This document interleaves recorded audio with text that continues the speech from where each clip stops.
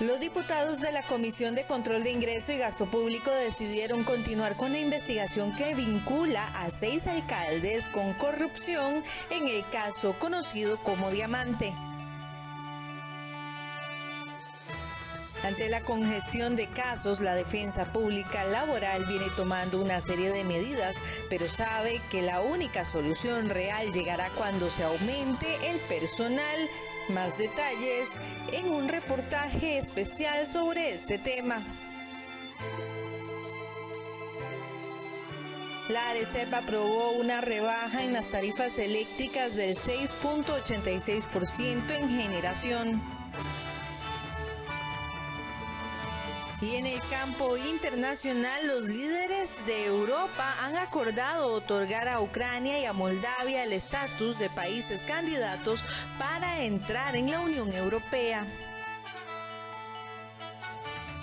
Y en los deportes, la edición número 2 del Gran Fondo de André Amador tendrá 3 distancias para el año 2023.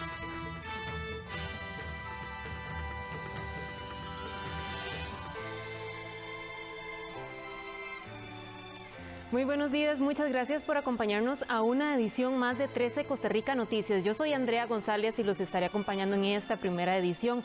Vamos de inmediato con la información. Y a pesar de que la queja de los diputados por la existencia de muchas comisiones, este miércoles se instalaron 3 nuevas, las cuales son fruto del acuerdo alcanzado el 1 de mayo para la conformación del directorio. Una de las más llamadas la atención, que más llama la atención, es la Comisión Especial de Modernización y Formalización del Estado, que será presidida por Eli Feinstein, quien abiertamente ha hablado del cierre y fusión de instituciones.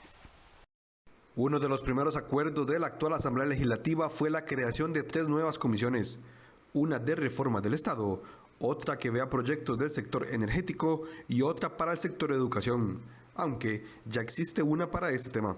Quizá la más llamativa es la Comisión Especial de Modernización y de Reforma del Estado, ya que entre los temas que tocará están el fortalecimiento de instituciones e incluso la fusión o el cierre de algunas. El presidente del órgano será Eli Feinstein, uno de los principales impulsores de reformas del Estado. Incluso fue uno de sus principales temas de campaña como ex candidato presidencial del Partido Liberal Progresista. De hecho, uno de los primeros proyectos de ley presentados por su fracción consiste en la creación de una rectoría del área social, que sería la que defina las políticas públicas en este ámbito. Además, Feinstein ha sido insistente en el cierre de algunas instituciones, como el caso del Consejo Nacional de Producción, CNP. El rumbo que se le quiere dar a esta comisión, que yo creo que es importantísima. Yo creo que los costarricenses hemos llegado a la conclusión de que tenemos un Estado que, en vez de ayudarnos, nos obstaculiza, y ojalá que al cabo de estos 4 años podamos contar con una arquitectura institucional que permita fomentar el crecimiento, el desarrollo y las oportunidades para todos los costarricenses. Según Andrea Álvarez, diputada del Partido Liberación Nacional y vicepresidenta de la comisión, este órgano no solo se encargará de discutir reformas administrativas del Estado, sino incluso reformas de tipo político. Desde la perspectiva de la reforma administrativa, es importante ampliar el silencio positivo. También es importante fortalecer e ir verdaderamente hacia un gobierno digital, así como reestructurar las instituciones para que sean más eficientes y evitar duplicidades. Desde la perspectiva de reforma política, me interesa mucho la discusión de si Costa Rica debe moverse hacia un sistema parlamentario, que si bien es cierto, en otros momentos se ha pensado que esta discusión es inviable, me parece que como país debemos tener la discusión, porque creo que con un sistema parlamentario vamos a fortalecer la democracia de Costa Rica. La comisión ya tiene 2 proyectos para discutir, ambos presentados por el Poder Ejecutivo. Uno es el fortalecimiento del MOP y otro la Ley de Recuperación de Competencias y Fortalecimiento de las Jerarquías de los Ministros. Además de la Comisión de la Reforma del Estado, se crearon 2 más. La de Educación, que será presidida por la liberacionista Sonia Rojas, y la del sector energético, que será liderada por la socialcristiana Daniela Rojas. Pilar Cisneros insiste en la necesidad de un drástico cambio en la dinámica de trabajo de la Asamblea Legislativa. La diputada jefa de la fracción oficialista propone, entre otras cosas, disminuir la cantidad de comisiones y que a estas se les dé más tiempo para analizar los proyectos de ley antes de someterlos al plenario. La gran cantidad de comisiones limita el trabajo en el primer poder de la República. Este ha sido el reclamo de los actuales legisladores, quienes incluso se negaron a crear 2 nuevas comisiones investigadoras, bajo el argumento de que no tenían tiempo para atenderlas.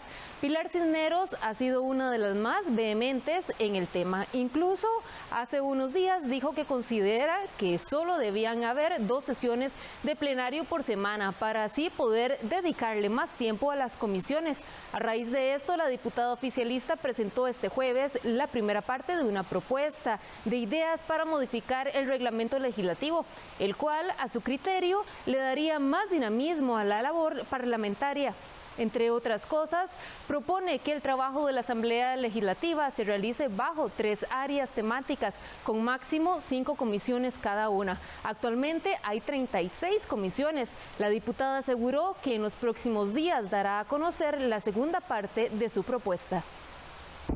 Hoy entregamos una primera parte de una reforma integral y absoluta que estamos presentando para cambiar la forma como trabajamos en el Congreso. Entre otras cosas, se libera tiempo para que las comisiones puedan realmente reunirse y tener tiempo de calidad para estudiar los proyectos de ley.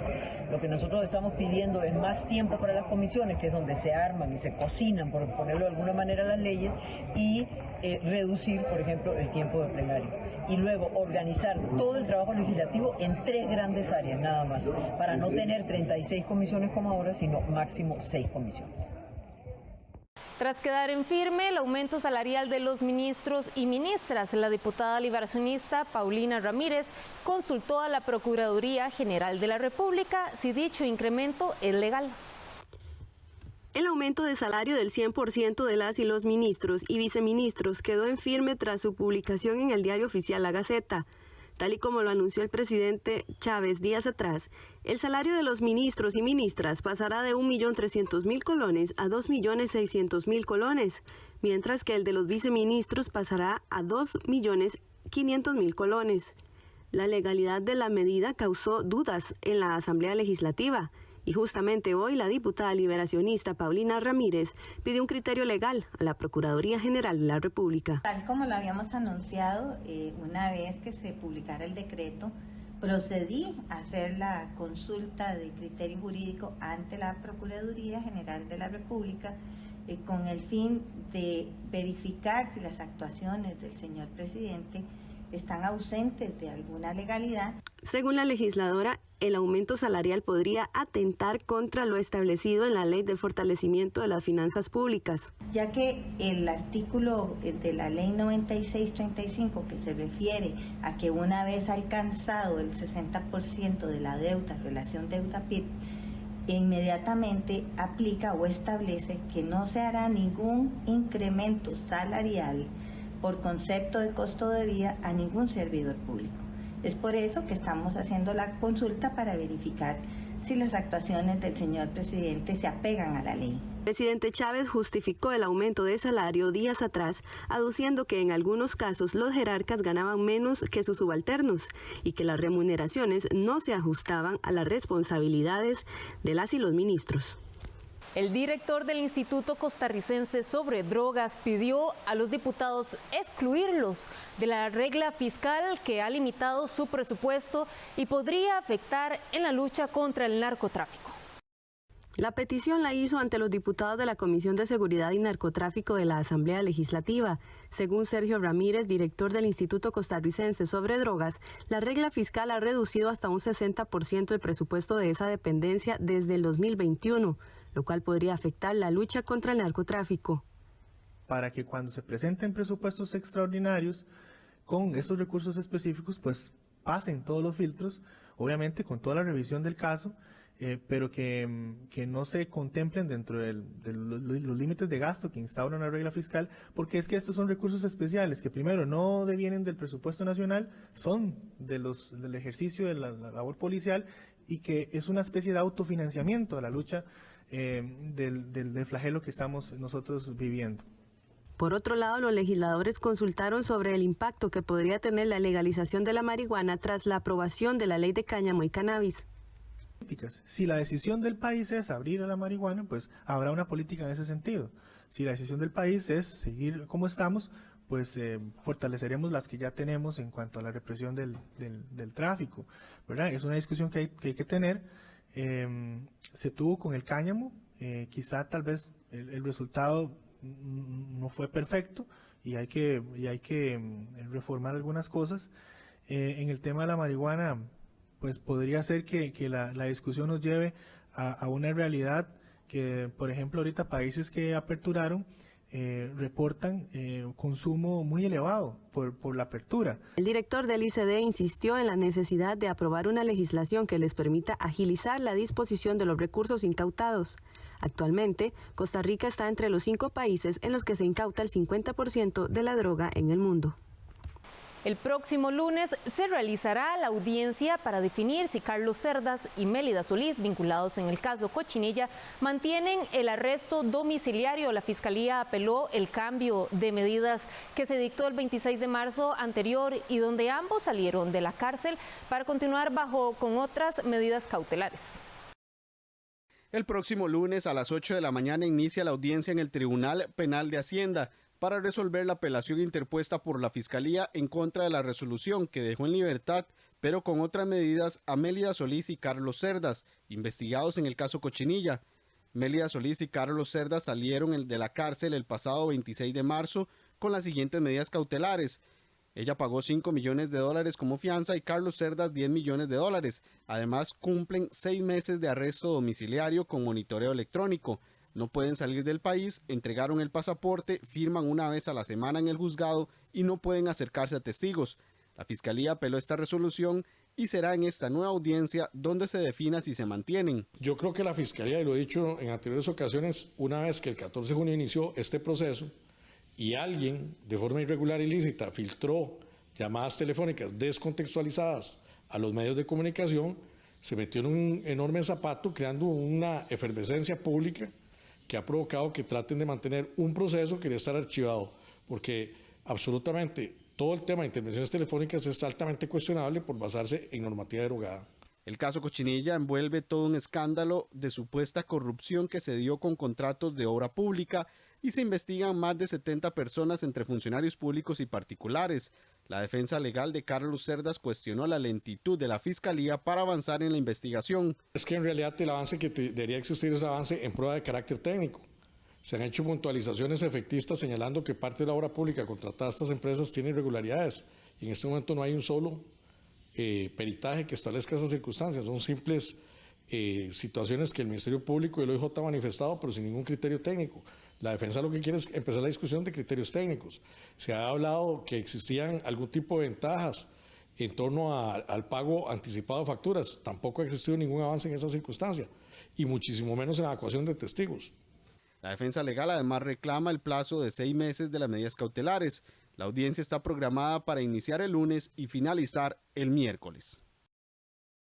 A pesar de que la semana anterior se votó en contra de una moción para crear una comisión investigadora del caso Diamante, el tema no quedará en el olvido. En la Asamblea Legislativa, ya este jueves, los diputados de la Comisión de Control de Ingreso y Gasto Público decidieron continuar con la investigación que vincula a 6 alcaldes con casos de corrupción.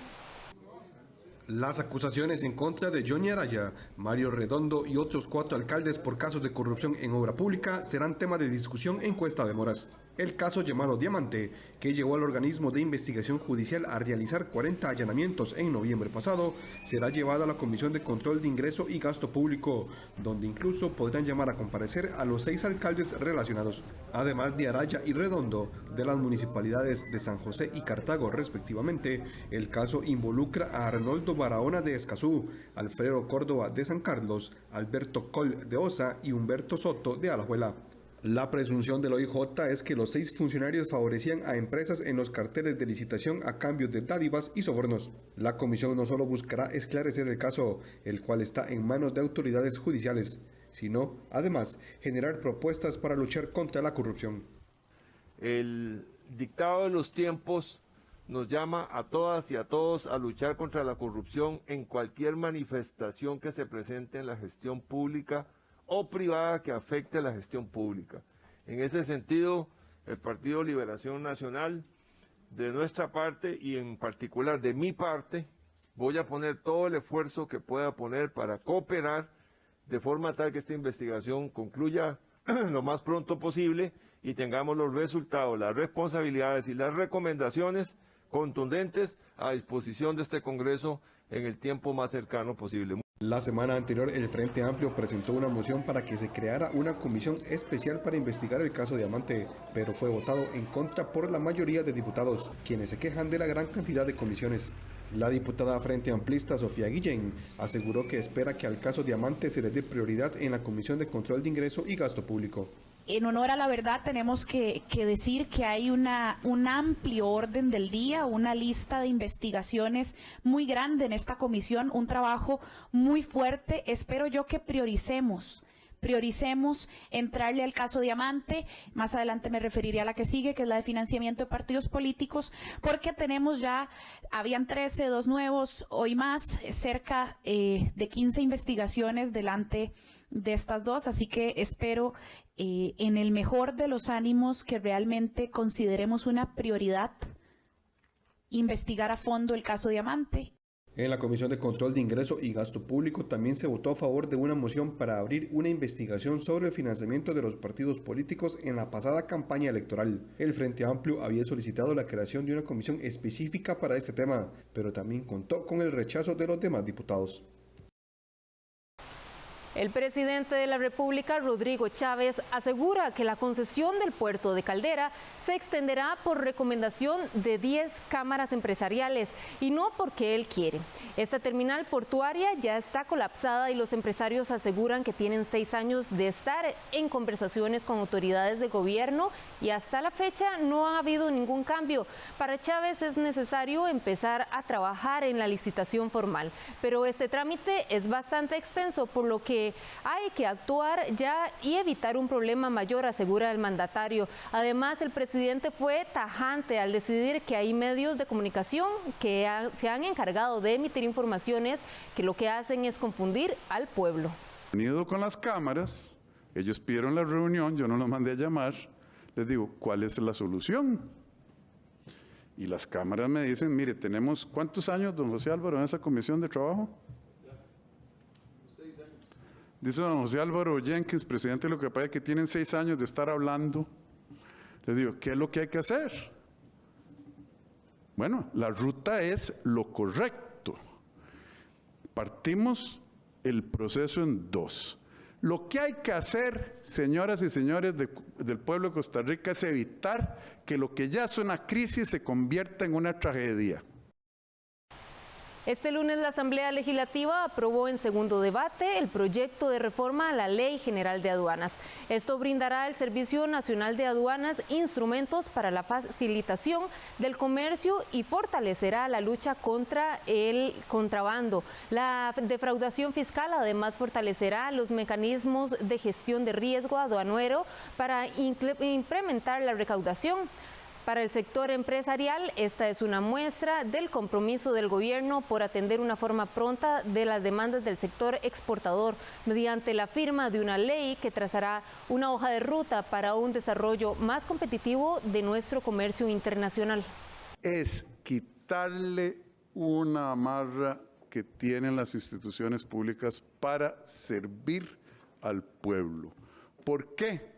Porque lo que hacen es, en el reglamento anterior, para ver si se cumplía con la regla fiscal, se veía cuánto se gastó el año pasado y cuánto se gastó este año. Y como siempre, por razones lógicas, en todos los países del mundo hay una subejecución de presupuesto. Entonces, la desaceleración del gasto público se nos hizo enorme. Ante la congestión de los casos, la Defensa Pública Laboral viene tomando una serie de medidas, pero sabe que la única solución real llegará cuando se aumente el personal. Con esta información regresamos luego de la pausa.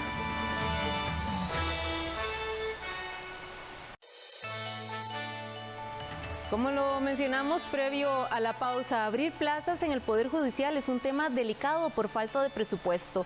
Es por ello que a la Defensa Pública Laboral busca otras alternativas para bajar la saturación. Una de las medidas más usadas es la conciliación, ya que ello evita judicializar los procesos y por ende el defensor se libera pronto de este asunto. Sin embargo, aseguran que no es suficiente y que la única solución real se dará cuando puedan ampliar la planilla.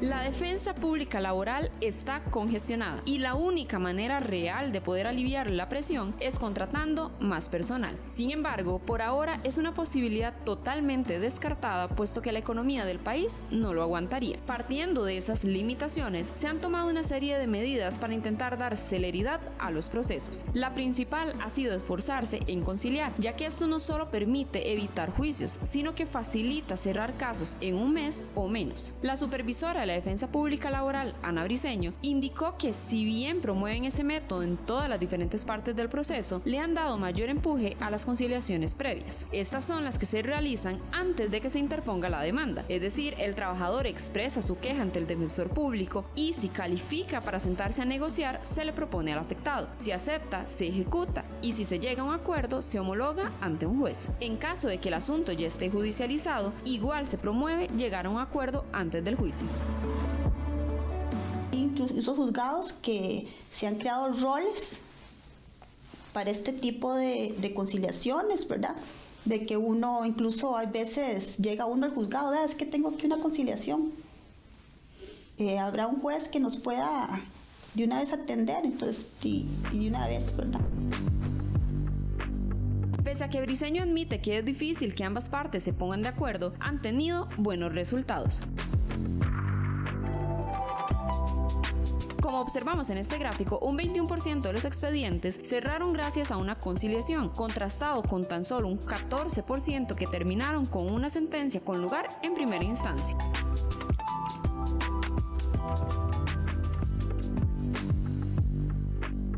Por ello, uno de los objetivos de la Defensa Pública Laboral es aumentar esa cantidad de conciliaciones por el impacto positivo que tiene sobre el sistema judicial. Podríamos mejorar mucho la mora judicial, porque si no judicializamos todos los procesos que ingresan, eso va a disminuir mucho las cargas de trabajo tanto para el juzgado de trabajo como para nosotros y ahí se va extendiendo para la sala, para el tribunal, para todos, ¿verdad? Lo que tenemos importante no solo es el hablar con los usuarios, ¿verdad? El dar a conocer lo que es una conciliación, sino también estamos creando también toda una campaña de información y divulgación, ¿verdad? Por parte de la Defensa Pública de qué es la conciliación, de enseñar lo que son las resolución alterna de conflictos.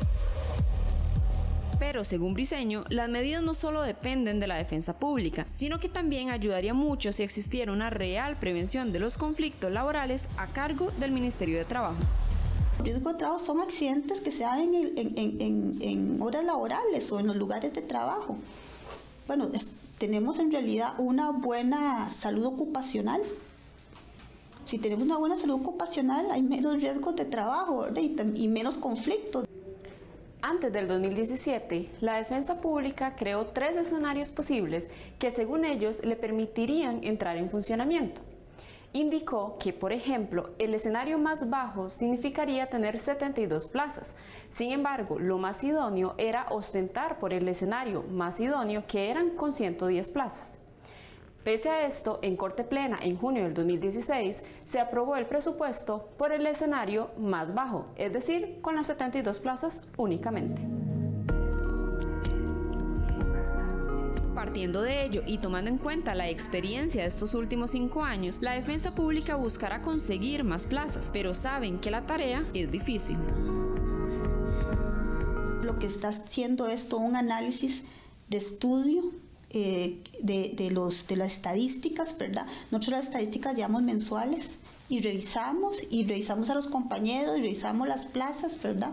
Para tener números reales, porque estamos en este momento haciendo un estudio de la necesidad o la posibilidad, ¿verdad?, de solicitar el crecer. Pero más allá de lo que pueda pasar en un futuro, es claro que esta unidad de la Defensa Pública tiene un lugar importantísimo en el presente. Llegó no solo para pagar una deuda histórica con los trabajadores, sino para garantizar un real acceso a la justicia.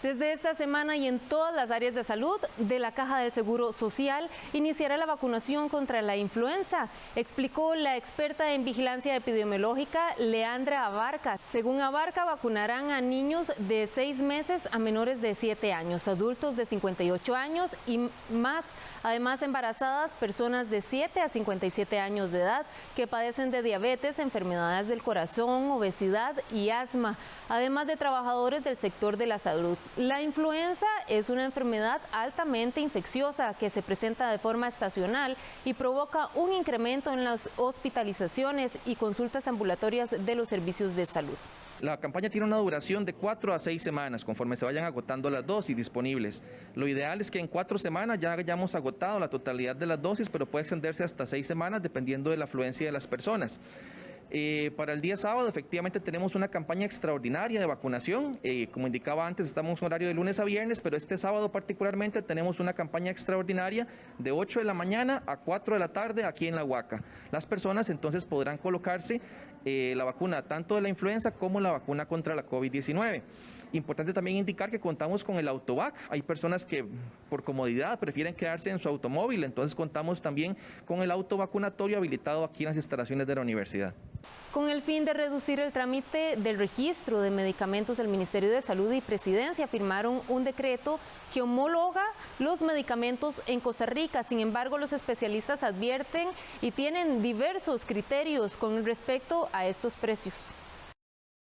El Ministerio de Salud firmó un decreto para reconocer los registros sanitarios de los medicamentos otorgados por las autoridades reguladoras, que son miembros del Consejo Internacional de Armonización de Requisitos Técnicos para Productos Farmacéuticos de Uso Humano. Sin embargo, en el Colegio de Farmacéuticos de Costa Rica indicaron que esta homologación no representa una disminución en el precio de los medicamentos. ¿Eso qué significa? Que se van a recibir medicamentos novedosos que están inscritos en agencias reconocidas a nivel mundial, como la Agencia Europea, como la FDA, ¿verdad? De grandes empresas, ¿verdad? Que son de investigación, pero no es que va a haber más competencia en las farmacias y que van a bajar los precios con eso definitivamente no. En el caso del Colegio de Médicos y Cirujanos señalaron que la homologación permitirá que medicamentos de primera línea que se usan en otros países se importen de una manera más expedita al país y que lleguen en menos tiempo. Aplaudimos todas las medidas aquellas que busquen cómo bajar los precios de los medicamentos. Nosotros estamos totalmente de acuerdo que una de las cosas básicas tenemos que bajar los precios de los medicamentos al consumidor costarricense. No es posible que medicamentos de primera línea que se utilizan en España, en México y en muchos otros países valen una cuarta parte o a veces menos de lo que cuestan en Costa Rica. El decreto comenzará a regir 6 meses después contados a partir de su publicación en el diario oficial La Gaceta. La homologación es unilateral y a criterio de las autoridades del Ministerio de Salud. Ante la manifestación que realizaron los choferes de buses de la línea de Guadalupe este miércoles, los representantes de los trabajadores de la Asociación Nacional de Empleados Públicos y Privados ANEP y dicha empresa discutieron en el Ministerio de Trabajo un pliego de peticiones de los trabajadores. La representante de la ANEP, Nicole Manix, dijo que trataron la verificación de los protocolos de barras y revisaron el tema de las jornadas. En los próximos días las partes se reunirán nuevamente en esta cartera para finiquitar detalles y regresar a la normalidad, concluyó la sindicalista. Sí, bueno, hoy después de una larga jornada de conciliación con la empresa, ¿verdad? la cual fue convocada por el Ministerio de Trabajo, llegamos a algunos acuerdos importantes, dentro de ellos el tema de la verificación de los protocolos de los rebajos de las barras, que ha sido una molestia constante por parte de no solo de esta empresa, o sea, no solo de los choferes que laboran en esta empresa, sino a nivel nacional. Y además una revisión exhaustiva de puntos sobre los temas de salud ocupacional y el tema de las jornadas, que también han sido denunciados por los trabajadores. Prontamente vamos a estar reunidos nuevamente con el Ministerio de Trabajo, con su intervención desde el punto de vista o desde la apertura del diálogo social, para que se puedan ir concretando estos acuerdos a partir de una negociación. Los diputados ya presentaron el proyecto de ley para frenar el aumento del impuesto único de los combustibles durante los próximos 6 meses. Con la firma de todas las bancadas legislativas, se presentó este mismo jueves el proyecto de ley para frenar el aumento en el impuesto único de los combustibles. La iniciativa propone que a partir de la entrada en vigencia de la ley y hasta por un plazo de 6 meses, se suspenda la aplicación del mecanismo de actualización tarifaria del impuesto único de los combustibles. En caso de que durante el periodo de la aplicación de la ley se produzca una reducción del índice de precios al consumidor respecto del vigente al momento de la entrada de la ley, el impuesto deberá ajustarse hacia la baja. Que al menos el impuesto único sobre combustibles no aumente durante los 6 próximos meses. Este impuesto sube cada trimestre, calculándose su aumento por inflación, y así se estaría evitando al menos ese impacto. Ciertamente es un impacto pequeño, de aproximadamente unos 15 colones.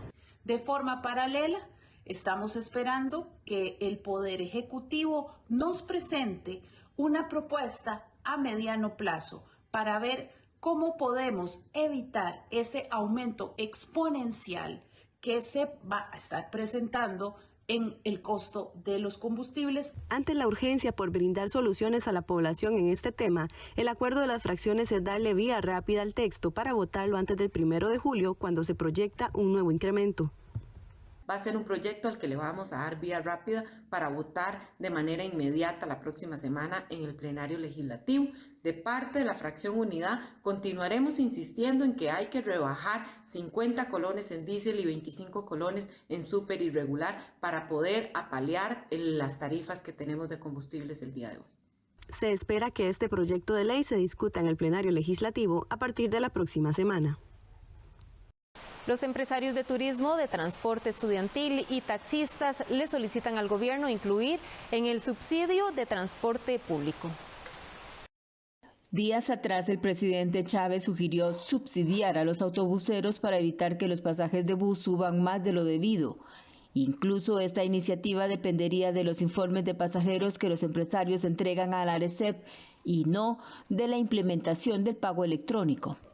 Precisamente sobre este mismo tema, el representante del sector turismo señaló que la propuesta deja por fuera a otros empresarios de transporte público y que además este subsidio le correspondería cancelarlo a los ciudadanos. Un llamado muy respetuoso al gobierno, ¿verdad? Especialmente en este momento al Ministerio de Hacienda, para que estos $200 millones no queden en los aproximadamente 350 empresarios de transporte de ruta regular que en este momento tienen todas las rutas del país. Si se está valorando darle los $200 millones a los empresarios, entonces el gobierno tiene que tomar en cuenta que no solamente los empresarios de ruta regular están en el ecosistema del transporte público, sino que hay muchos otros empresarios, están los de transporte de turismo, los de transporte de estudiantes, transporte de trabajadores, están los taxistas, o sea, hay muchos otros empresarios del transporte público. Los empresarios instaron al gobierno para que el subsidio sea directamente para los usuarios, para que los beneficie y los estimule a ahorrar combustible. Entre tanto, el representante del transporte de estudiantes explicó que el problema de los combustibles no solo radica en las constantes alzas, sino en el desperdicio de este insumo tan importante y caro que hacen los buses estudiantiles al no ajustarse al horario. Hay un desperdicio grandísimo, porque el MEP no regula estos centros educativos en la cantidad de entradas y salidas que tienen durante el día, habiendo entradas a diferentes horas y salidas en cantidades exageradas. Esto hace que los transportistas, para poder cumplir con su trabajo, hagan muchos recorridos, cuando esto se puede centralizar a un recorrido de entrada y un recorrido de salida. Entre más recorridos, más gasto de combustible, más se encarece el servicio y por ende más se desperdicia este insumo. El vocero de los taxistas formales recordó que han solicitado en diversas oportunidades que se rebaje el impuesto único de los combustibles, con el fin de no seguir incrementando las tarifas de taxis y de buses. Hoy, con gran felicidad, hemos escuchado que los y las señoras diputadas y el señor presidente de la República y su equipo de gobierno han consensuado que durante 6 meses se rebaje el impuesto único a los combustibles. La noche de este miércoles, los diputados y representantes del Ejecutivo acordaron presentar un proyecto de ley para congelar el impuesto único de los combustibles por un lapso de 6 meses. De forma paralela, estamos esperando que el Poder Ejecutivo nos presente una propuesta a mediano plazo para ver cómo podemos evitar ese aumento exponencial que se va a estar presentando en el costo de los combustibles debido a toda la problemática a nivel internacional y por supuesto también por el cambio del dólar. El acuerdo está en que el Ejecutivo nos lo va a hacer llegar de la forma más pronta y por nuestra parte mañana estaremos presentando el proyecto que les acabo de mencionar. Con esta medida se espera que los consumidores tengan un ahorro de 15 colones y se estima que al 1 de julio ya esté aprobada esta ley para frenar el ajuste en los combustibles. Este viernes ingresa la onda tropical número 11 y esto reforzará las lluvias principalmente en el Pacífico Norte y aquí en el Valle Central. Debido a esto, la Comisión Nacional de Emergencias decretó una alerta verde para el Pacífico, zona norte y Valle Central. Este viernes ingresa al país la onda tropical número 11. Además, la cercanía de la zona convergencia intertropical reforzará las precipitaciones principalmente para el Pacífico, la zona norte y el Valle Central. Además, la cercanía de la zona de convergencia intertropical estará favoreciendo precipitaciones vespertinas en todo el Pacífico, particularmente Pacífico Norte, zona norte y la región del Valle Central. El fin de semana estaremos teniendo condiciones un poco más lluviosas y eso se debe a que el contenido de humedad va a ser un poco mayor. Ya estaremos fuera de la influencia del polvo del Sahara que estuvo afectando los primeros días de la semana y así tanto el día sábado como el día domingo serán periodos bastante lluviosos, particularmente en Guanacaste y en la zona norte, con condiciones lluviosas durante las tardes. Debido al paso de una nueva onda tropical, la Comisión Nacional de Emergencias decretó alerta verde para todo el Pacífico del país, para la zona norte y para el Valle Central. Los comités municipales de emergencia han dado seguimiento a los efectos que puedan tener estos incidentes en los territorios. La Comisión Nacional de Emergencias recuerda a la población que pueda vivir cerca de cauces de ríos o de quebradas que por la condición de saturación de suelos que tenemos sobre el territorio nacional, producto de las lluvias, puedan crecer de manera repentina. El poder seguir las recomendaciones tanto de instituciones de primera respuesta como de nuestros comités municipales de emergencia que buscarán en primera instancia salvaguardar la integridad física de las personas. Durante el fin de semana las condiciones serán típicas de la época lluviosa y el llamado veranillo de San Juan tardó apenas 2 días. Además, el país ya no recibe los efectos del polvo de Sahara como a inicios de la semana. La semana que viene una condición de estación lluviosa típica con precipitaciones vespertinas, ya fuera de la influencia del veranillo de San Juan que estuvo afectando los días miércoles y jueves, y esperamos que básicamente estemos retornando a un patrón mucho más húmedo y de precipitaciones durante las tardes. Al finalizar esta tarde, la Comisión Nacional de Emergencias reportó que atendieron 36 incidentes por inundación, principalmente en Pocosí, San Carlos y Oreamuno.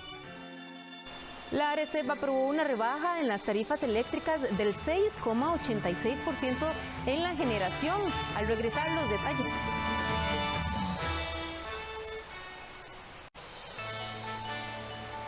La Autoridad Reguladora de Servicios Públicos, ARECEP, aprobó una disminución en las tarifas eléctricas del 6,86% en la generación, que entrarían a regir a partir del 1 de julio. La disminución se debe a la llegada de la época lluviosa y la reducción en el costo de la generación. Los usuarios que más se beneficiarán de esta disminución serán los de la Junta Administrativa del Servicio Eléctrico Municipal de Cartago, JASEC, que pagarán casi el 10% menos al respecto del trimestre anterior.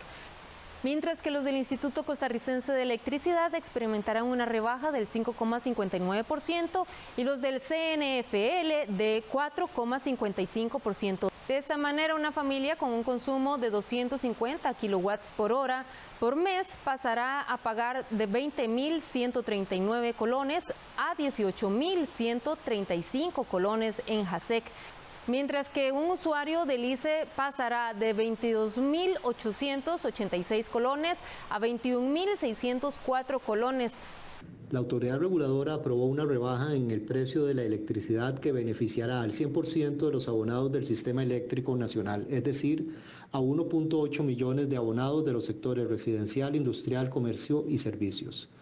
Esta rebaja está relacionada con el ajuste extraordinario de oficio que se realiza cada 3 meses para actualizar el factor denominado costo variable de generación, que contempla la revisión de 3 variables. Primero, el costo de la generación térmica que realiza el ICE.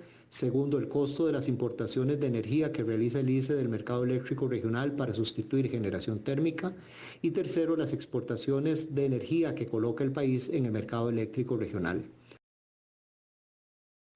El gobierno de la República destituyó a los embajadores de Italia y Suiza en días recientes. El presidente Chávez asegura que esto se dio porque los nombramientos de estas personas no se dieron de la manera correcta. El canciller de la República recomendó la salida de estos funcionarios debido a que no contaban con los requisitos idóneos para formar parte de una embajada.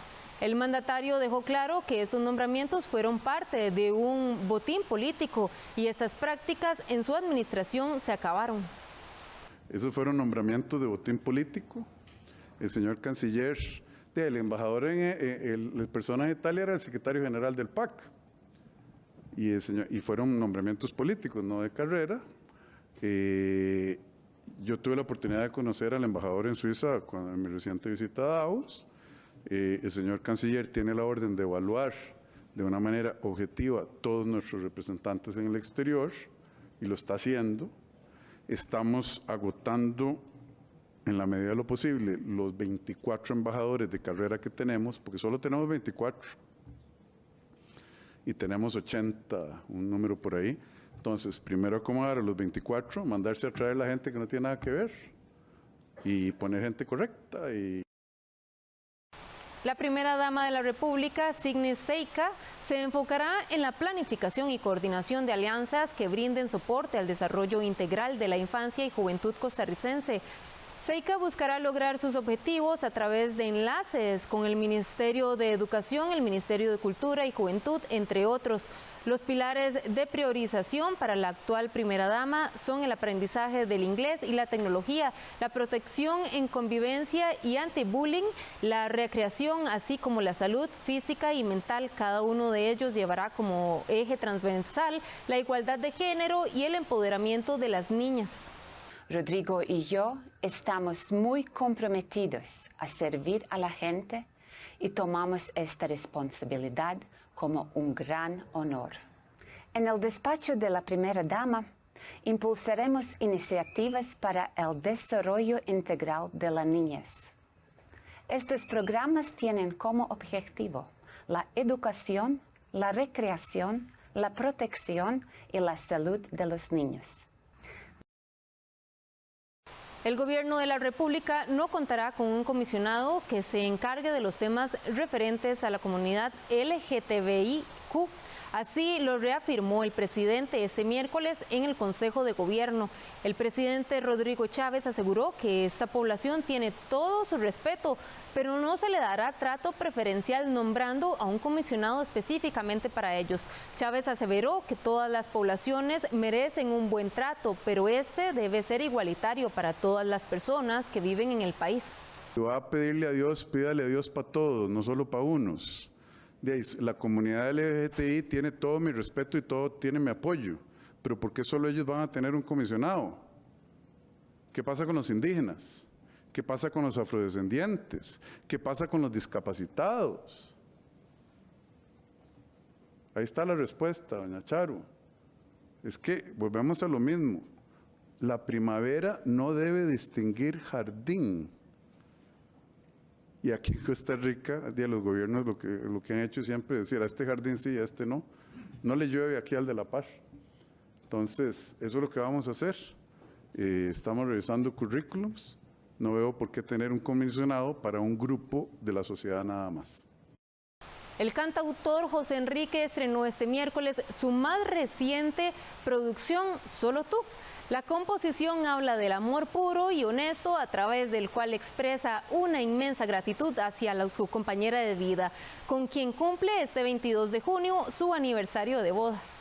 Jorge Enrique es un prolijo productor musical y multiinstrumentista, quien recientemente fue nominado a los premios Grammy. Esta semana presentó su nueva canción que se caracteriza por hacer alusión al amor sincero.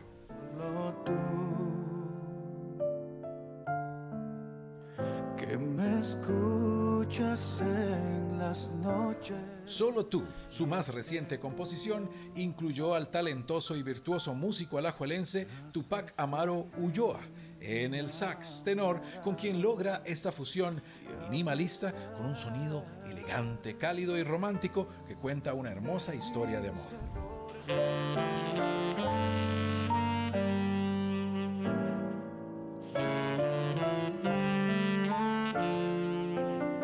El sencillo estará disponible en todas las plataformas digitales y en las redes sociales del artista.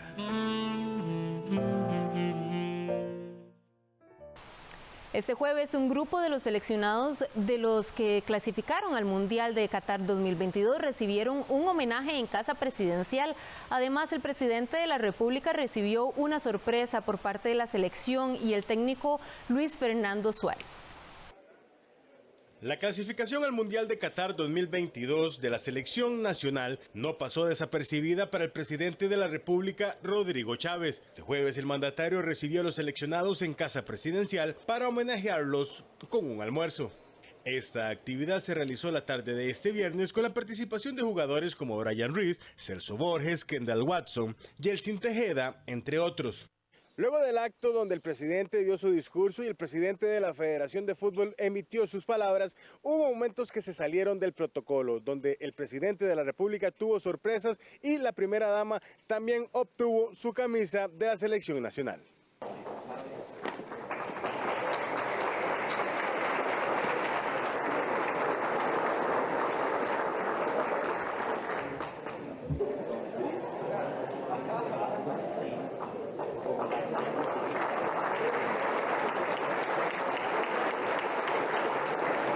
Tuvieron la enorme generosidad y cortesía de invitarme de parte del gobierno de Qatar, del emir y de las personas que mandan allá, que acompañara a la Sele.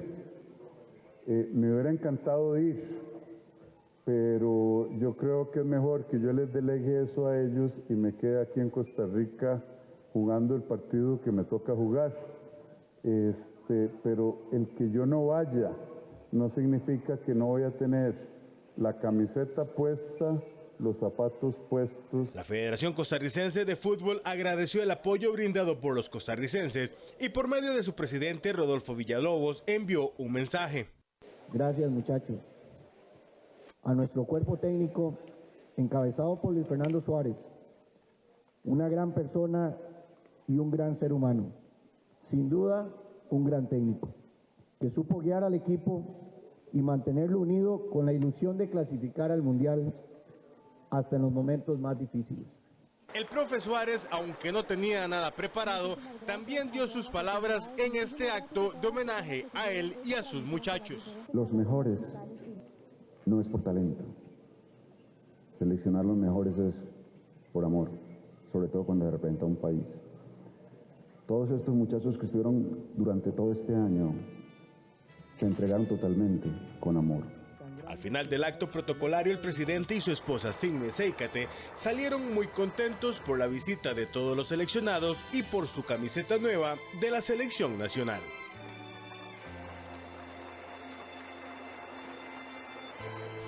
Los líderes de la Unión Europea han acordado otorgar a Ucrania y a Moldavia el estatus de países candidatos para entrar en la Unión Europea. Ya volvemos con mucha más información internacional.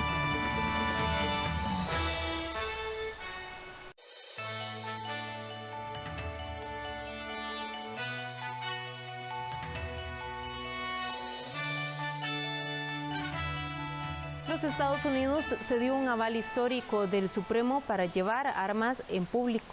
El Supremo de Estados Unidos avala que los ciudadanos puedan llevar armas en público. Esta decisión llega después de los recientes tiroteos masivos que han reabierto el debate sobre el control de las armas. El alto tribunal de mayoría conservadora se pronuncia así en contra de una ley de Nueva York que obliga a llevar el armamento oculto por la calle. Esta decisión no es solo imprudente, es repudiable. No es lo que quieren los neoyorquinos y deberíamos tener el derecho de determinar lo que queremos hacer respecto a nuestras leyes de armas en nuestro estado. Si el gobierno federal no va a disponer de leyes de gran alcance para protegernos, entonces nuestros estados y los gobernadores tenemos la responsabilidad moral de hacer lo que podamos y tener leyes que protejan a nuestros ciudadanos debido a lo que está sucediendo con la locura de la cultura armamentística que ahora ha poseído a todo el mundo, incluso al Tribunal Supremo. La polémica decisión que da la razón a dos particulares de la Asociación Nacional del Rifle puede tener implicaciones en otros 7 estados con leyes similares. Llega en un momento en el que los demócratas ultiman un acuerdo de mínimos con los republicanos para regular el control de armas y después de las masacres de Buffalo y Uvalde. El presidente Biden ha señalado que la sentencia contradice el sentido común. Los 27 de la Unión Europea aprueban otorgar el estatus de países candidatos a Ucrania y Moldavia. Ya está hecho. La Unión Europea ha concedido el estatus de país candidato a Ucrania. Una decisión que los líderes de la Unión Europea han anunciado como un momento histórico. Es también un fuerte mensaje de apoyo a Kiev apenas 4 meses después de que Rusia invadiera el país. El mensaje que se envía hoy de forma muy clara es un mensaje muy fuerte, coherente con lo que nuestra Europa ha hecho desde el primer día del conflicto, reaccionar de forma rápida, histórica y unida, a través de sanciones, 2 días después, 6 veces, a través del apoyo macroeconómico, militar, financiero a Ucrania. Y ahora, a través de este gesto político. El presidente ucraniano Volodymyr Zelensky ha reaccionado inmediatamente. Esta es nuestra victoria. La hemos esperado durante 120 días y 30 años. Venceremos al enemigo y descansaremos. O probablemente, primero reconstruiremos Ucrania y luego descansaremos. La decisión se ha tomado en la cumbre que los jefes de Estado y de Gobierno están celebrando en Bruselas, donde también han concedido el estatus de candidato a Moldavia, otro antiguo Estado soviético que limita con Ucrania y que podría desestabilizarse fácilmente. Desde que comenzó la guerra, el proceso ha avanzado a una velocidad récord. Ahora ambos países tendrán que esforzarse por introducir reformas antes de iniciar las negociaciones de adhesión. Por supuesto, todos los países tienen que hacer tareas antes de pasar a la siguiente fase del proceso de adhesión. Pero estoy convencida de que todos avanzarán con la mayor rapidez posible y trabajarán al máximo para aplicar las reformas necesarias. La lucha contra la corrupción y la mejora del Estado de Derecho son 2 de las asignaturas pendientes y no hay garantía de éxito. Pero hay otro país que tendrá que esperar y trabajar más que los demás, Georgia, que no ha conseguido recibir el estatus de candidato. Los ecos de la guerra en Ucrania llegan hasta Svalbard, donde viven noruegos, rusos y ucranios. A 1000 kilómetros del Polo Norte, en el océano glacial ártico, el archipiélago de Svalbard es territorio noruego, pero un tratado de 1920 da a los países signatarios acceso equitativo a sus recursos naturales. Y así lo hace Rusia y antes la URSS, que desde 1932 explota esta mina de carbón en Barentsburg. Sergei Gushin es el cónsul de Rusia aquí. Sobre la guerra en Ucrania dice, no hay signos visibles de conflicto en apariencia, la gente trata de ayudarse y apoyarse mutuamente. Yo lo llamo solidaridad ártica. Longyearbyen es la población más importante, la mayoría son noruegos, pero tiene una gran comunidad rusa y ucraniana. Menos de 400 mineros rusos y sobre todo ucranianos originarios del Donbass conviven en estos inhóspitos parajes. Timofey Rogozin es uno de esos ucranianos del Donbass. 2 o 3 semanas después de que comenzara la guerra, el gerente general de Artikugol, la empresa minera rusa, anunció en una reunión de personal que no deberíamos hablar sobre la guerra ni provocar ningún conflicto, dice. Pero los ecos de la guerra han llegado hasta aquí, enrareciendo el ambiente, instilando la desconfianza, según Siv Limstrand, pastora protestante.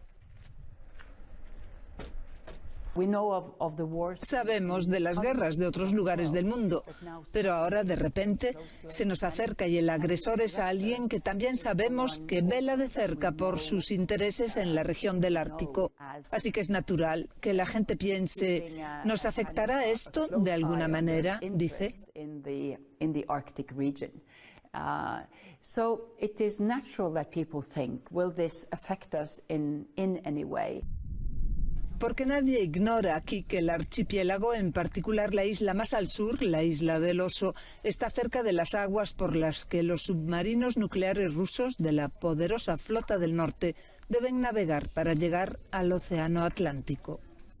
Putin cierra filas con los países BRICS para evitar el daño de las sanciones occidentales. Putin cierra filas con los 4 países BRICS. Poca o ninguna referencia a Ucrania y muchas críticas a Occidente en el discurso de Vladimir Putin en la cumbre virtual del Foro de Economías Emergentes. Abogó por una mayor cooperación entre las 5 economías para eludir las sanciones occidentales. Podemos buscar salidas a la situación de crisis que se ha desarrollado en la economía mundial debido a las acciones mal concebidas y egoístas de algunos países. El objetivo aparente de Vladimir Putin sería resituar a Rusia en un sistema multipolar que acabe con la hegemonía occidental. Estamos convencidos de que ahora más que nunca el liderazgo de los países BRICS es necesario para desarrollar un camino unificador y positivo hacia la formación de un sistema verdaderamente multipolar de relaciones intergubernamentales. El presidente chino Xi Jinping ha criticado las sanciones impuestas a Rusia tras la invasión de Ucrania. Xi se refirió a lo que llamó esfuerzos de algunos países por mantener su poder político y militar. Integrado por Rusia, China, India, Sudáfrica y Brasil, el grupo BRICS reúne a los países más avanzados entre las economías emergentes. Al perder la mayoría absoluta en el Parlamento del partido de Emmanuel Macron en Francia, se preguntan si su presidente será capaz de llegar a acuerdos con otras fuerzas políticas. ¿Es posible gobernar sin tener mayoría absoluta en el Parlamento? La pregunta está presente en Francia desde las últimas elecciones legislativas. En el resto de Europa es posible. De hecho, una veintena de países europeos tienen un gobierno de coalición. Lena Roche, periodista del equipo alemán de Euronews, explica la cultura del acuerdo que funciona a orillas del Rin. En este momento en Alemania tenemos un plan político a 3 bandas, entre los socialdemócratas, los verdes y los liberales. Lo que es importante es que para que todos puedan orientarse al principio debe haber un contrato de coalición. Y ahí hay muchos debates previos. No siempre es simple, a veces es tormentoso, a veces hay problemas. Pero hay debates, también se discute, se critica a la otra parte abiertamente, incluso en la prensa. Pero lo que es importante es que la coalición en sí no es cuestionada y los jefes de los partidos políticos no se atacan entre ellos. Entre los miembros de los partidos sí, pero no los jefes, y no se cuestiona la coalición.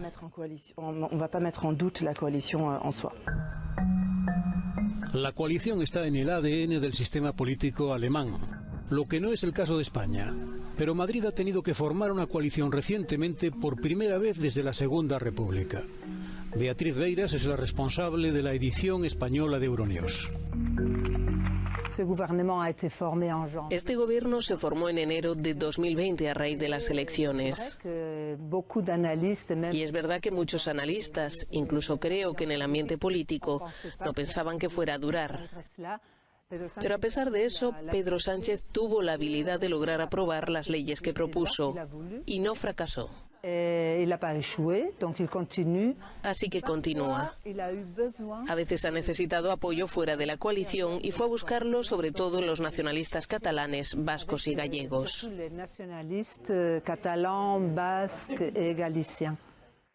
Pero a diferencia de Francia, España es un país muy descentralizado, con muchas competencias casi federales. Organización territorial que posiblemente explique el éxito del gobierno de coalición presidido por Pedro Sánchez. La cuestión es si Francia, con su gobierno fuertemente centralizado, será capaz de adaptarse a la nueva configuración del Parlamento. El hambre y la sequía desatan una ola migratoria hacia Europa. Los efectos colaterales de la guerra en Ucrania, en forma de inflación y falta de granos, unidos a una dramática sequía, se han convertido en un cóctel letal para el continente africano. La hambruna acecha a millones de personas, provocando como consecuencia un éxodo hacia Europa. El profesor Jacob Svensson de la Universidad de Estocolmo apunta como un factor adicional la escasa producción del campo africano. La revolución verde, que cambió radicalmente la productividad y la producción, sobre todo en Asia y también en América Latina, no ha tenido ese impacto en África, afirma.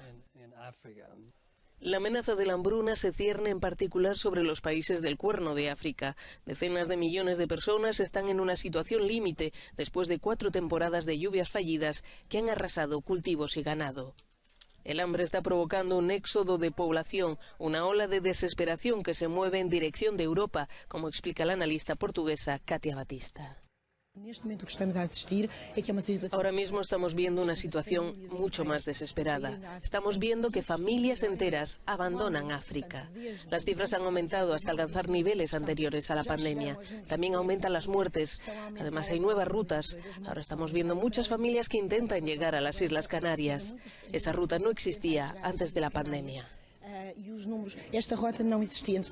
Según la ONU, unos 386.000 niños somalíes precisan recibir desesperadamente un tratamiento para combatir la desnutrición aguda severa, así como más de 1,7 millones de niños de Etiopía, Kenia y Somalia. Malta le impide abortar a una turista con un embarazo no viable y cuya vida está en peligro. Las estrictas leyes antiaborto en Malta han puesto en peligro la vida de una turista estadounidense. Durante su viaje al país europeo, Andrea Prudente tuvo complicaciones con su embarazo de 16 semanas. Los médicos dijeron que el embarazo ya no era viable, pero que no lo interrumpirían porque aún se detecta el latido del feto. Andrea puede sufrir en cualquier momento una severa infección que le podría causar la muerte.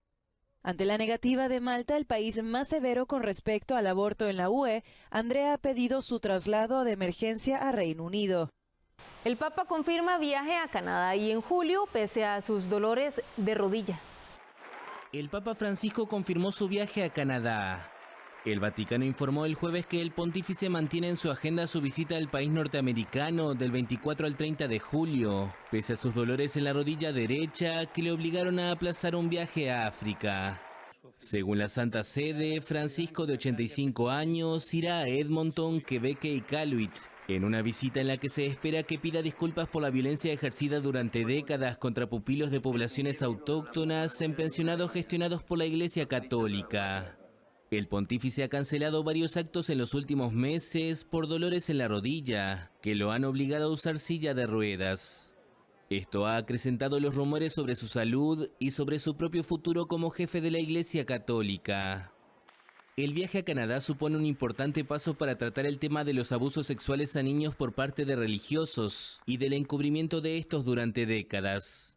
El descubrimiento en los últimos meses de cientos de sepulturas anónimas de niños sacudió a ese país y muchos sobrevivientes esperan un gesto firme del Papa. Entre finales del siglo XIX y la década de 1980, unos 150.000 niños indígenas, mestizos e inuits fueron reclutados a la fuerza en 139 internados en Canadá, donde fueron apartados de sus familias, su lengua y su cultura. Miles murieron, principalmente por desnutrición, enfermedades o negligencia, en lo que el Comité para la Verdad y la Reconciliación definió en 2015 como genocidio cultural. Otros fueron víctimas de abusos físicos o sexuales. Se dispararon los pedidos en laboratorio danés, único con una vacuna contra la viruela del mono. En el laboratorio danés Bavarian Nordic, los pedidos se han disparado. Es el único que fabrica una vacuna ya homologada contra la viruela del mono y cuenta con una sola fábrica de producción. Sorprendidos por la propagación de la enfermedad fuera de los 11 países africanos donde era endémica, sus responsables aseguran que están pudiendo absorber la demanda. Tenemos una capacidad anual en nuestro centro de fabricación de aproximadamente 30 millones de dosis al año. Así que podemos producir bastantes dosis. Con la demanda actual podemos abastecer fácilmente al mercado mundial. El tratamiento requiere 2 dosis e inicialmente estaba prescrito para tratar la viruela en adultos, una enfermedad que se considera erradicada desde hace 40 años. En 2019, la vacuna obtuvo la luz verde en Estados Unidos para usarse contra la viruela del mono y el laboratorio trabaja actualmente para expandir su homologación europea a esta variante concreta. La homologación recibida en 2019, cuando solo vendimos algunos cientos de dosis, se ha convertido de repente en muy pertinente para la salud internacional. Su producto es un suero de tercera generación, una vacuna viva que no se replica en el organismo humano. Según los responsables del laboratorio, se encuentra en stock en numerosos países y puede ser aplicada antes o incluso algunos días después de haber estado expuesto a la enfermedad. Desde el 1 de enero al 15 de junio, la Organización Mundial de la Salud ha detectado 2 millares de casos de viruela del mono, uno de ellos mortal, en más de 40 países. A pesar del aumento exponencial de casos, la agencia de la ONU no recomienda la vacunación masiva por ahora. Normalmente benigna, la enfermedad suele desaparecer espontáneamente tras 2 o 3 semanas de síntomas gripales seguidos de erupciones cutáneas. Varias zonas del sur de China se preparan para unas inundaciones récord después de que intensas precipitaciones hayan elevado el nivel del agua en el delta del río de las Perlas en su punto más alto en casi un siglo. Varias zonas del sur de China se preparan para inundaciones récord. Las intensas precipitaciones elevaron el nivel del agua en el delta del río de las Perlas a su punto más alto en casi un siglo. Cientos de miles de personas fueron evacuadas de las zonas más castigadas, incluida la provincia de Cantón, un centro industrial y logístico donde se encuentra la capital tecnológica china, Shenzhen. La zona cuenta además con otras ciudades más pequeñas, pero densamente pobladas y repletas de fábricas. Las autoridades de gestión de emergencias de la provincia calcularon a comienzos de semana las pérdidas causadas por las inundaciones en más de $250 millones. El Ministerio de Recursos Hídricos de China declaró el miércoles el máximo nivel de alerta por inundaciones, lo que permite ordenar el cierre de fábricas y escuelas para minimizar daños. Otras regiones meridionales de China se han visto afectadas por precipitaciones récord este mes, que han forzado la evacuación de cientos de miles de personas. Las inundaciones y diluvios son habituales durante el verano chino, pero se han vuelto más extremos en los últimos años debido al cambio climático. Tareas de rescate en Afganistán tras el sismo que dejó al menos 1 millar de muertos. Los socorristas intentaban el jueves auxiliar a las víctimas del terremoto de magnitud 5,9 que dejó al menos 1 millar de muertos en una región rural pobre y de difícil acceso, fronteriza con Pakistán. Las condiciones eran adversas por la falta de recursos, el terreno montañoso y las fuertes lluvias que provocaron inundaciones.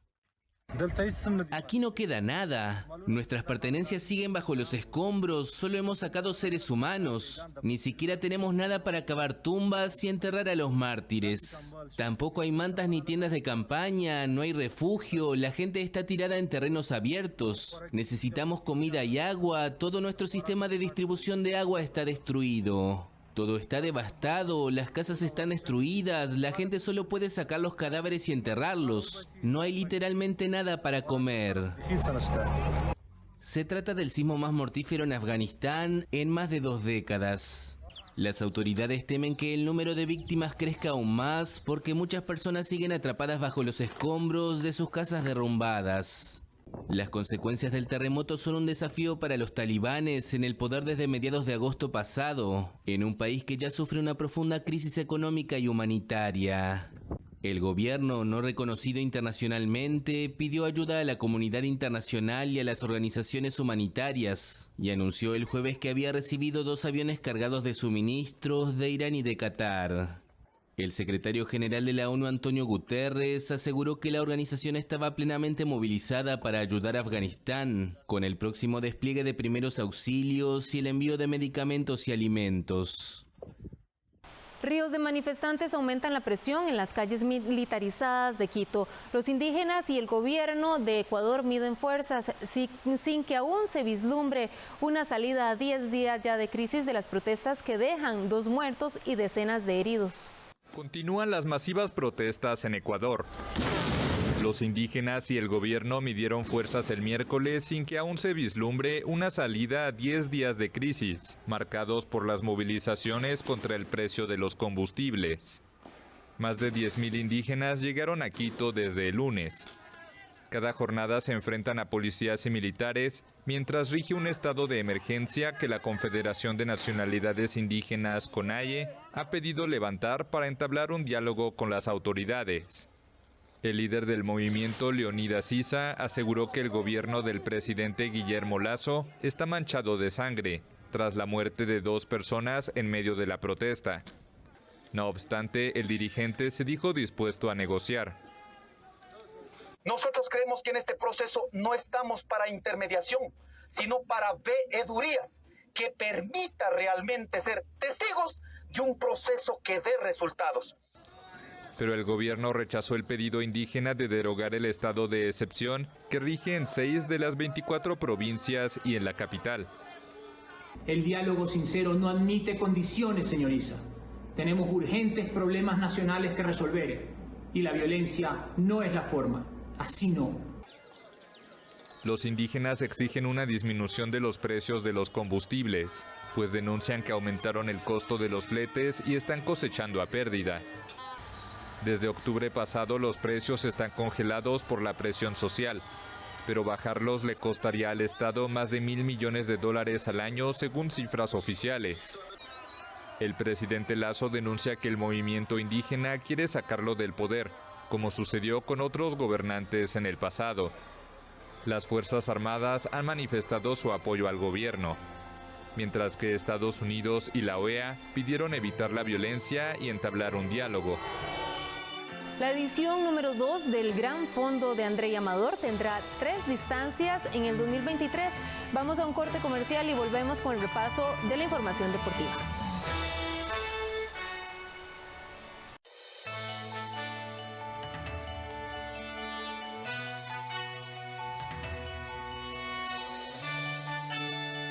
Vamos de inmediato con la información deportiva y es que la edición número 2 del Gran Fondo de André Amador se realizará el próximo 12 de febrero. Habrán 3 distancias para quienes deseen participar y los precios para las inscripciones van desde los $130 hasta los $250.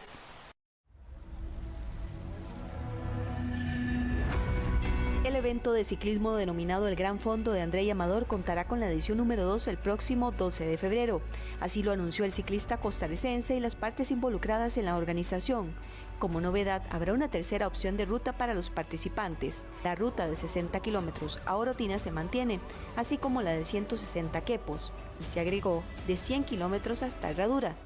Y realmente yo creo que estoy en la obligación, un derecho también, deber de poder devolverle al ciclismo lo que tanto me ha dado y eso es parte del evento. El evento, como se hablábamos, tenemos casi 5.000 digamos, inscritos y gran parte, casi 2.000 inscripciones son donadas para diferentes comités cantonales de deportes, para lo que es categoría élite también, que es un sector, por así decirlo, bastante afectado después de la pandemia. La primera fase de inscripciones se habilitará a partir del 1 de agosto.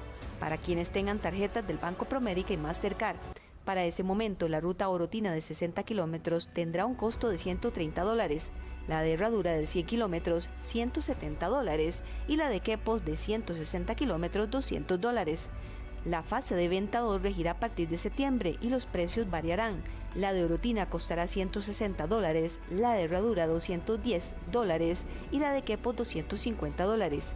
El paquete incluye una jersey oficial, asistencia en carretera, cronometraje, foto, entre otros detalles. Entonces viene a generar un impacto muy grande en muchísimas áreas y no solo en la parte deportiva, sino en la parte económica, en la parte turística, en la parte inclusive política, donde ha puesto a nuestro país en la vista del mundo entero.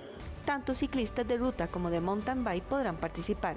En la primera edición, que se efectuó en febrero de este año, participaron 4.700 ciclistas, de los cuales 1.187 eran mujeres, convirtiendo el Gran Fondo con más participación femenina en Latinoamérica. La inscripción se deberá realizar en el sitio web www.granfondoandreyamador.com. Los paquetes deberán retirarse del 9 al 11 de febrero en Avenida Escazú. Un dramático momento se vivió en una de las competencias del Mundial de Natación de Budapest, cuando una nadadora artística de los Estados Unidos se desbalanceó casi al terminar su rutina, teniendo que ser rescatada por la entrenadora en el fondo de la piscina. Segundos antes de concluir su rutina, la nadadora artística Anita Álvarez de Estados Unidos se desvaneció en el agua en el Mundial de Natación que se realiza en Budapest. Al percatarse de inmediato, su entrenadora española, Andrea Fuentes, decidió lanzarse y rescatar a la joven en el fondo de la piscina. La atleta no respiraba, según narró la instructora, luego de sacarla a la superficie. Cojo, la saco, pero no respiraba porque tenía la mandíbula súper dura, cerrando la boca como muy fuerte. Y entonces yo casi que la he metido 2 bofetadas para que despertara. ¡Anita, respira! Todo el rato y no respiraba. Tras salir de la piscina, la nadadora se recuperó del incidente y se encuentra bien, pero se le practicarán exámenes para evaluar su estado de salud. No es la primera vez que la participante se desvanece en una competición. En una prueba de parejas en el Preolímpico de Tokio del 2020, tuvo un evento similar. El fichaje de la delantera española y exjugadora del Barcelona, Janet Hermoso, por el Pachuca femenino en México ha causado un revuelo en este país. La noticia ha acaparado las portadas de medios y ha despertado el interés de los patrocinadores. La contratación de la delantera española y exjugadora del Barcelona, Jenny Hermoso, ha causado sensación en México. El anuncio de su fichaje por parte del Pachuca femenino ha acaparado las portadas de los medios de comunicación en ese país, pero además ha impulsado el interés de más patrocinadores que ya se han puesto en contacto con el nuevo club de la futbolista. El martes por la noche, el equipo de la Liga MX femenil, conocido como Las Tuzas, dio a conocer la noticia con un video en sus redes sociales. Nadie ha anotado más goles en la historia del Barcelona. No, pues Messi. Messi. Es Messi. Lionel Messi.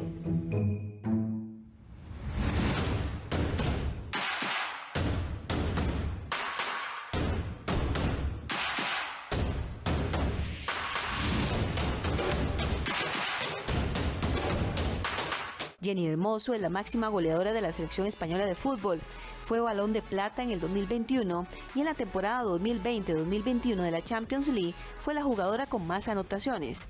Con su antiguo club, logró 7 títulos de la Liga Española y 1 de Champions. La delantera será la tercera jugadora mejor pagada en el fútbol femenino del planeta. La selección juvenil sigue sin convencer. Su caída ante Honduras deja un mar de dudas en el premundial. La selección juvenil dirigida por Vladimir Quesada sigue navegando por aguas poco tranquilas. Este miércoles terminó la fase de grupos cayendo ante la local Honduras en un duelo poco vistoso y con un equipo que elabora mucho y produce poco. El equipo nacional terminó clasificando la siguiente fase de segundo lugar y espera rival. Sí, queda mucho torneo, pero este era un partido importante para nosotros, para ganar confianza para la siguiente ronda. Y yo creo que tuvimos que haber ganado, pero bueno, el clima y ya la parte física nos pasa un poco la factura. ¿Qué más te parece que pudo haber marcado diferencia hoy? Quizás aprovechar más las bolas que tuvimos y no cometer errores atrás, que ya nos empataron un partido por un penal y ahora nos cuesta el partido por eso mismo. Entonces yo creo que tenemos que aprender nuestros errores y no seguirlos cometiendo. Vladimir Quesada no puso excusas, pero llama la atención lo recurrente de los errores y que el equipo siga padeciendo el problema de definición. Como les hicimos el llamado de atención nosotros a partir del medio tiempo o en el espacio de medio tiempo a nuestros muchachos, las ocasiones que ellos tuvieron tal vez de concretarnos en el primer tiempo, vinieron provocadas por mala toma de decisiones de parte nuestra al despejar una pelota, al hacer un pase, al tomar una decisión errónea. No fueron de que, como se dice popularmente, nos pintaron la cara. Al final, son justos ganadores. Costa Rica sabrá su rival esta tarde. Podría ser Trinidad y Tobago, Haití o Surinam. Esta es toda la información que hemos tenido. Muchísimas gracias por acompañarnos. Los esperamos a las 12 del mediodía.